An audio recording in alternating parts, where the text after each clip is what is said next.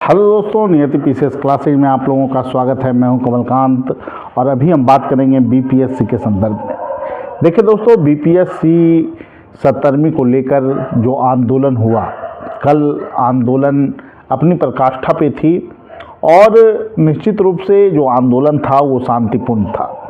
शांतिपूर्ण मैं इसे इसलिए कह रहा हूँ क्योंकि आंदोलन के दौरान किसी भी पुलिसकर्मी के साथ कोई ऐसा व्यवहार नहीं किया गया जो कि गलत हो। एक भी पुलिसकर्मी जख्मी नहीं होते हैं।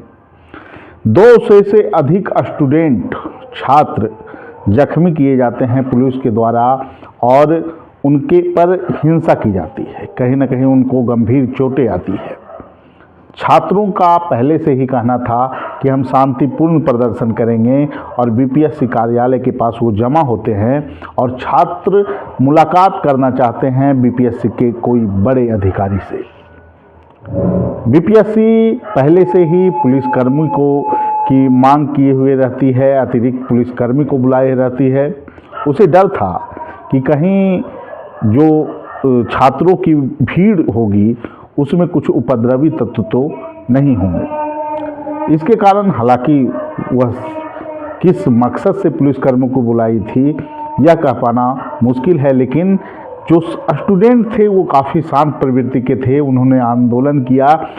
स्टूडेंट की तरफ से कोई भी ऐसा गतिविधि नहीं हुआ है जिससे यह माना जाए कि स्टूडेंट की कोई गलती हो। लेकिन फिर भी अभी जो स्थितियां हैं, आंदोलन जो समाप्त हो चुका है, बीपीएससी अगर नॉर्मलाइजेशन मुद्दे पर पहले स्पष्टीकरण दे दी हुई होती तो शायद यह आंदोलन की स्थितियां ही उत्पन्न नहीं होती।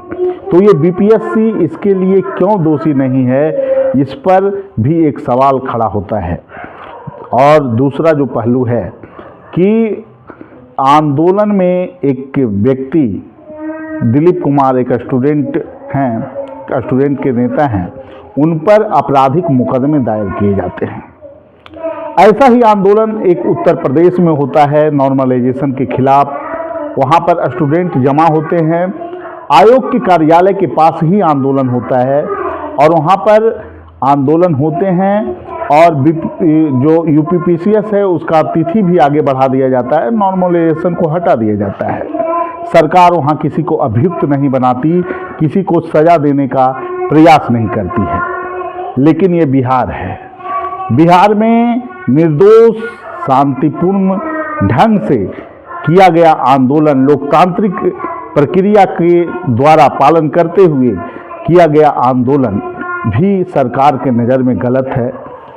पुलिसकर्मी के द्वारा 200-300 छात्रों को जख्मी किया जाता है और वो छात्र अभी हॉस्पिटल में हैं और बीपीएससी की तरफ से ये कहा जाता है कि हम पर नॉर्मलाइजेशन पर स्पष्टीकरण दे रहे हैं और परीक्षा 13 दिसंबर को हुई होगी, जबकि बीपीएससी का सर्वर डाउन रहता है। ये सर्वविदित है और बीपीएससी इसके लिए तर्क भी देती है कि ये नॉन सीरियस स्टूडेंट हैं।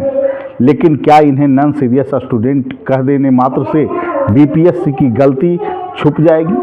ये बड़ा सवाल है और इस सवाल का जवाब बीपीएससी के पास नहीं है।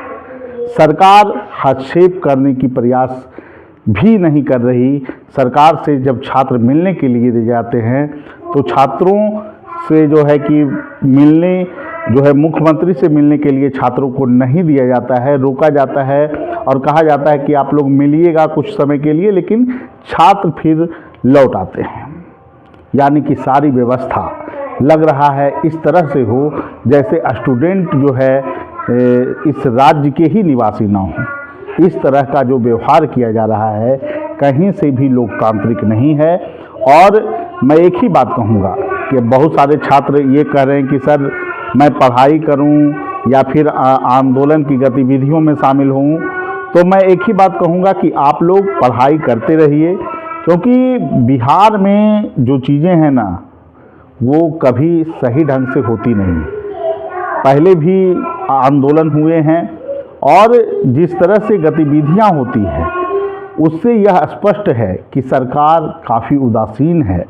सरकार निर्णय लेने में अगर सक्षम होती, सरकार निर्णय अगर ली होती, तो ये स्टूडेंट को न्याय जरूर मिलता।